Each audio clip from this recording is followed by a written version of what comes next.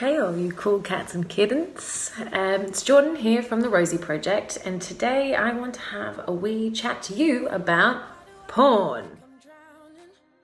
Just a quick warning before we get started. Obviously in talking about porn we're gonna have to talk about sex, and in talking about sex we'll be mentioning things like the names of like genitals and particular sex acts, and sometimes how that can cross over into forms of sexual violence. So if this is not the chat for you today, please click away. But if you're interested to learn something about porn, then stay tuned. So now you might be wondering, why is the Rosie Project talking to us about porn? Well, obviously, to try and stop sexual violence from happening, we need to talk about sex, and we need to talk about society's view of sex and all the things that influence it. And obviously, one of the biggest influences is porn. Now, for those of you who don't know what porn is or haven't been exposed, then the definition of porn is the representation in books, magazines, photographs, films, and other media that shows scenes of sexual behavior that are both erotic or lewd and are designed to arouse sexual interest. So basically, it's photos or videos or whatever of people engaging in sex acts, and the whole point is designed to make people sexually aroused. Now, like other films, adult films or pornography is fiction or fantasy.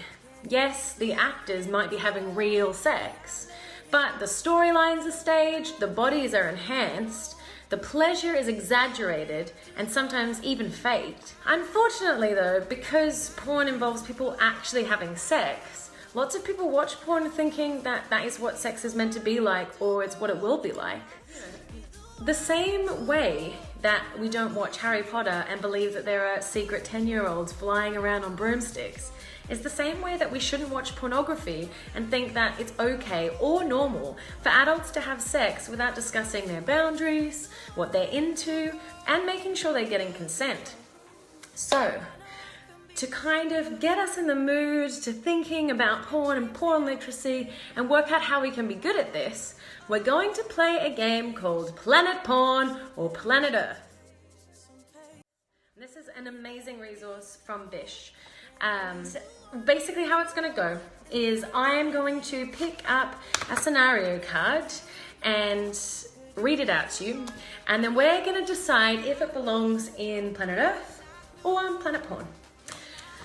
Scenario number 1, where everyone's sexual limits are agreed in advance.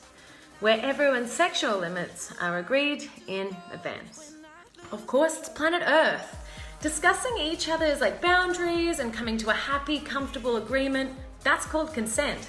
And consent is the most important thing when it comes to having good sex. If you don't have consent, then it is rape or sexual violence. So you can only have consent if 2 or more people are freely agreeing to the sexy time that's about to happen and all the acts that includes. And we need to make sure that people feel comfortable to say no. So it's not okay to pressure people into doing things that you want to do, and it's certainly not okay to presume somebody's sexual limits. But we never see these conversations in porn. We don't see people checking that their partner's happy, to change positions or include other people. In porn, they just do it. If somebody did that in real life, that would be counted as sexual violence. So discussing what you and your partner like is not only good for and important for respecting one another, but it is fundamentally important for not breaking the law, and it's good to get people in the mood. Also, this is an important time to mention that you can only consent to sexual activity if you are over the age of 16 in Scotland. And you can only get somebody's consent if the other person is over 16 as well. Where sex is mainly about what men want. Where sex is mainly about what men want. What do you think? Planet Earth or Planet Porn? Planet Porn. Obviously. It takes 2 to tango. Most mainstream porn focuses on men's pleasure, specifically focusing on the penis or penis penetration as kind of the main event. You'll find that most of the cameras are set up to focus on the penis and what it's doing, sometimes to the point where we're not even seeing actors' heads. But sex is something that should be done with somebody, not something that's done to someone. Mainstream porn doesn't often focus on women's pleasure at all, which can give us a super unhealthy view about how sex is supposed to look and stop us from connecting not only with our partners, but connecting with our own bodies. It is important to recognize that lots of mainstream porn is super misogynistic and often really degrading to women. The women in porn might seem like they enjoy being degraded, but hello, porn literacy says these women are actors. Of course they're pretending or acting as if they like being degraded or dehumanized. But it is not okay to treat women like that in sex, and this is why porn literacy is so important. Where people talk about their feelings. Planet Earth or planet porn? It's planet Earth.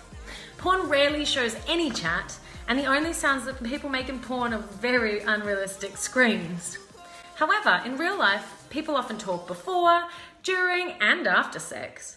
Partners will often share what they like, what they didn't like, what they want to do next, how they're feeling, checking everyone's comfortable, sharing compliments or sexual fantasies. Sometimes sex can be super awkward and pretty cringe, and particularly if you're still figuring it out. But being honest and open about how you feel and what makes you comfortable and what gives you pleasure really reduces that awkwardness and really increases that connection with your partner. Planet Earth or planet porn, where most women don't usually orgasm from entry sex or like penetrative sex, so like a penis or fingers and stuff being penetrated into the vagina. It's planet Earth. Actually, as we said before, mainstream porn mostly focuses on the penis or male pleasure. Even a lot of the lesbian porn focuses a lot on penetration. However, the majority of adult women report being unable to have an orgasm from penetrative sex without some other stimulation on the side. What that means is penetrative sex can feel super good for women, but often it's not the thing that makes them come. Often there'll need to be things like foreplay or touching or other types of stimulation to make sure that they are getting the same amount of pleasure as their male counterparts. But in porn, we see women screaming after a minute of penetration, which scientifically is completely unrealistic and fictional.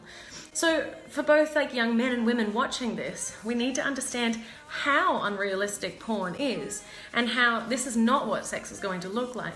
Because otherwise, we could feel really insecure that our partners are not doing or not expressing the pleasure the way that they are in porn, or we might start thinking that we need to fake it or pretend that we're having a good time because that's what we think we need to look like. If you're viewing porn, it's just really important to understand that a lot of it's acting, it's fantasy, and we need to work out and have really healthy chats to be able to have happy, healthy sex in reality.